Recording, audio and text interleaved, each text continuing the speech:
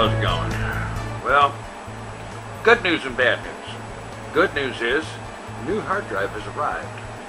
2 terabyte Firecuda Seagate. Yeah, it's a SSHD. It's a hybrid.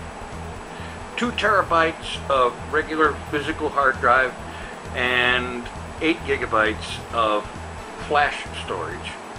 SSD. So, yeah, very good drive. But I have a little problem. If I connect this drive to the computer, A, the computer can't see it, and B, it won't boot. Strangely enough, I can still boot up with the original drive and so on, and even get into Windows. It takes an insanely long time to do it, but it will do it. Yeah. Meanwhile, back at the ranch, I have done some checking and searching and whatnot, and it seems that,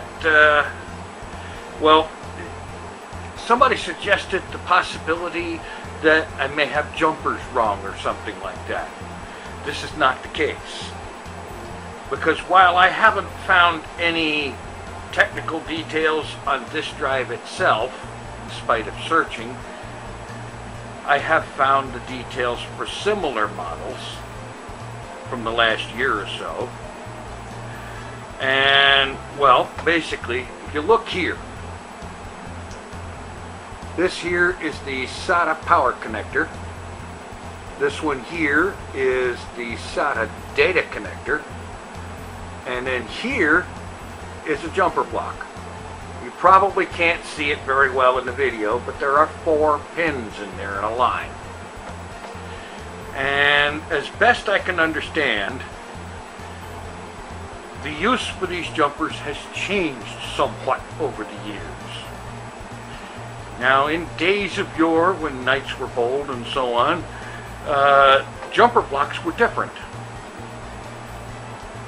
Back in the old IDE drives, the jumper blocks were different, because there you could tell the drive that this drive is a slave or a master, you know, a primary or a secondary drive on that particular data line. And yeah, that's not what it's used for on these newer high-speed drives. This is a 7200 RPM drive, just like the old one, by the way. And 3 gigabytes a second data, just like the old one. And the old one has the same jumper block. What it's used for is when using the drive with slightly older computers, you put a jumper on 2 of the pins, and that slows the drive down from 3 gigabytes a second to 1.5 for older machines that can't handle the speed. This is not an issue here because my old drive is a 3 gigabyte per second, and it doesn't have any jumpers in the jumper block, so it's running at full speed. Yeah. So how one sets one of these newfangled things with SATA cables and whatnot to be a master or slave, I do not know. I don't even know if you can. You know, with the old style IDE drives, that's drop dead simple. Because not only was that the standard function of jumper blocks on those drives, but on the sticker on the front, there would be a graphic of it with information telling you what pins do what. You know, how do you make it a master or a slave or whatever. It eventually got to the point where it defaulted so that with no jumpers it was going to be master, and you'd have to put a jumper in to make it a slave drive. Well, I don't know if that's the case now, but yeah. Now I could go ahead and put this in and then use the Windows install CD or DVD or whatever it is to boot up and then format this thing and just reinstall Windows from get-go. I don't want to reinstall Windows. Do you know how much of a pain that is? Oh, you have no idea how much of a pain that is. You haven't done it. For one thing, it takes all day. And I'm not joking. Anyway. But the main thing is, even if I were to go that route, I still have the problem. I need to recover a lot of stuff, and I mean a lot. That's a 2 terabyte drive in there, just like this one, and it's 3/4 full. And most of what's on it, I need to recover.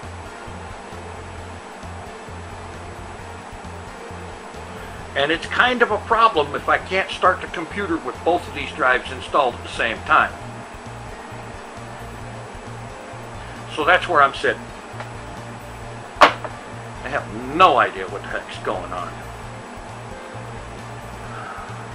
You know, it's kind of frustrating. I'm not exactly what you call a computer noob.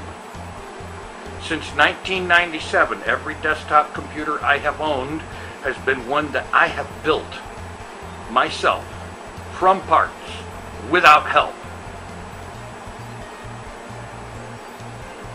I'm not exactly a noob. I have been around the block a few times. I know what's going on here. Except with this. I have no idea what the heck is the problem.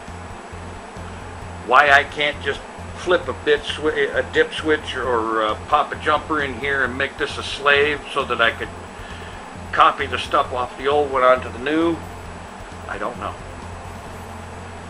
My original thought was put this one in and then boot the computer up off of the old one, format this one so that it's a bootable drive, and then copy everything, and I do mean everything, off the old one onto the new one. And then switch the old one for the new one, and bang!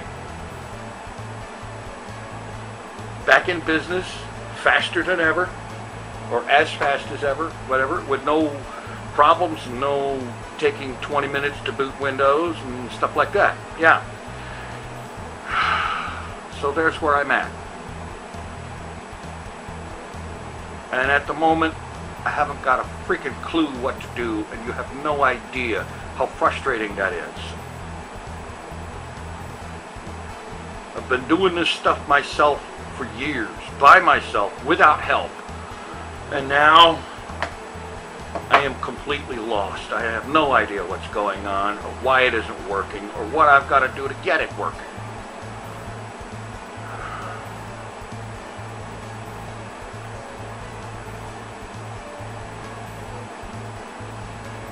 Yeah.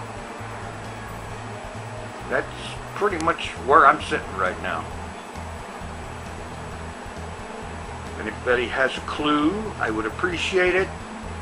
But what can I say? I have no idea what the hell's going on here. Thanks for watching. Take it easy. I am out of here before I start getting mad again.